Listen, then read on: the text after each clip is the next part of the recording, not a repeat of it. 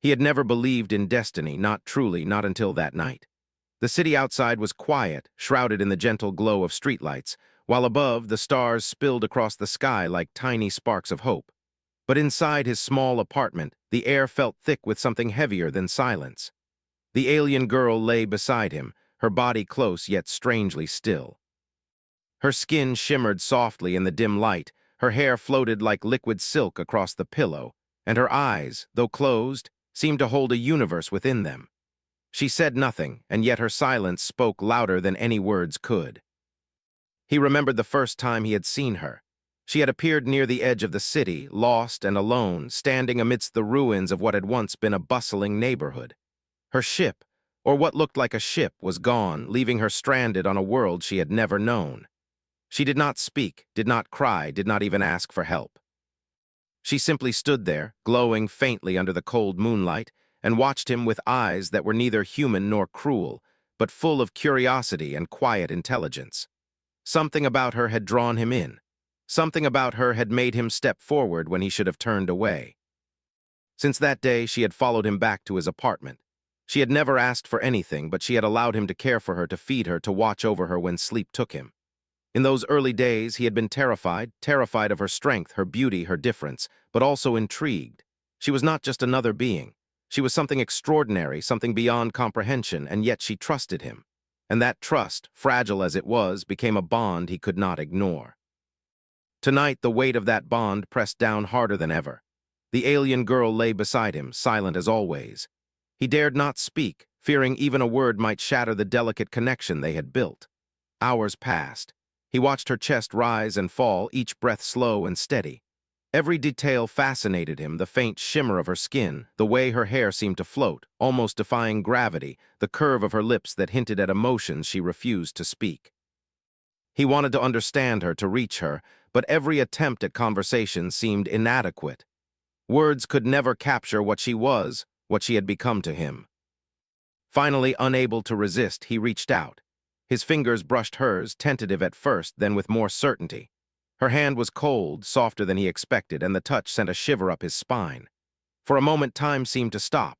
Her eyes opened slowly, revealing those luminous, alien eyes that seemed to see everything at once. She looked at him, really looked, and for the first time that night, there was recognition in her gaze. Recognition and something else. Trust, maybe even a fragile kind of affection.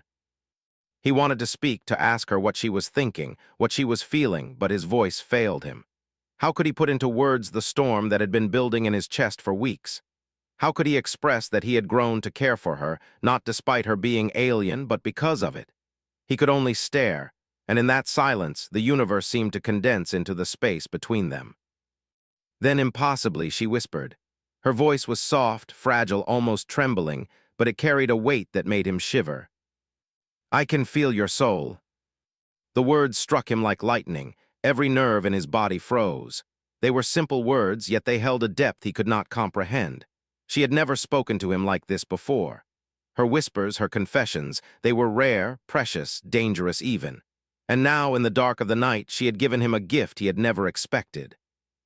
He did not know what to say. Nothing seemed adequate. His mind scrambled for words, for a response, but they all fell short. She turned her head slightly, resting her cheek against his arm, and her voice came again, trembling just enough to remind him she was risking something by speaking. "You are human yet brave. You touch what is sacred without fear. I trust you." His chest tightened. Her words were not just compliments. They were revelations. She saw him, truly saw him, not as a protector, not as a caretaker, but as someone who had earned her trust. And in that trust, he realized something terrifying and exhilarating. He had grown to care for her, not as a curiosity, not as an alien specimen, but as something more, something impossible, something that would make the world collapse if it were exposed. They remained like that for hours. He dared not speak again. Words felt clumsy, heavy, unnecessary. Her whispers, her presence, and the gentle squeeze of her hand conveyed more than language ever could. Her trust was a fragile thing, and he did not want to risk breaking it. Instead, he let the silence stretch, letting their hearts communicate in a way that went beyond species, beyond words, beyond understanding.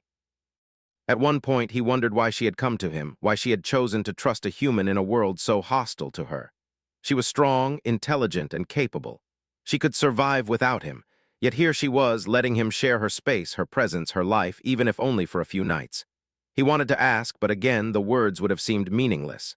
Instead, he let his eyes speak for him, silently asking, "Why me?" Her response was subtle, almost imperceptible.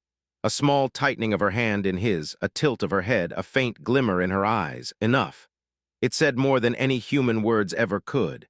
She was telling him that he mattered to her, that she felt safe with him, that somehow across the gulf of worlds and species they were connected. As dawn approached, a worry began to creep into him. What if she was only a visitor? What if the morning sun took her away, leaving nothing but memories and whispers? He did not want to face a world without her. The thought of her absence made his chest ache in a way he had never known possible. She shifted then, almost imperceptibly, preparing to leave. Her glowing eyes met his one last time before she rose, her figure ethereal in the soft morning light. She did not speak again. She never had to. Her trust, her whispered confessions, her silent presence, it was enough. She had given him something rare, a connection that transcended words, species, and worlds. And then she was gone. The room felt empty, hollow, without the faint shimmer of her presence. He sat there, heart pounding, and whispered to the empty air, though he knew she might never hear. "I feel yours too." The words hung in the air, fragile yet strong. He realized that some bonds are not made of conversation, not even of touch. They are made of courage, trust, and the quiet moments when two beings finally recognize each other. And in that recognition, he had changed forever. For the rest of the day, he could feel her presence lingering. The memory of her whispers, the brush of her hand, the depth of her eyes, they stayed with him like a second heartbeat. And deep down, he knew that life would never be the same again. She had taught him what it meant to be brave, what it meant to trust, and what it meant to feel something truly beyond the human world.